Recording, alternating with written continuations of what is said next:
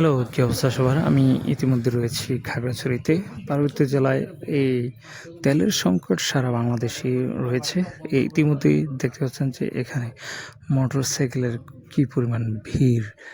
এখানে দীর্ঘ সারি এবং সাধারণ এই যে বাস থেকে শুরু করে এগুলো ট্রাক সব সারিবদ্ধ হয়ে দাঁড়িয়ে আছে শুধু তেল নেওয়ার জন্য।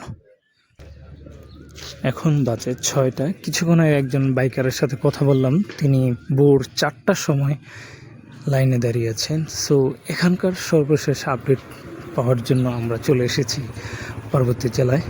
দেখতে পাচ্ছেন যে এইখানে দীর্ঘ সারি একদম শান্তিনগর পর্যন্ত সে সারি গিয়ে প্রতিদিন এরকম সারি দীর্ঘ লাইন হয়।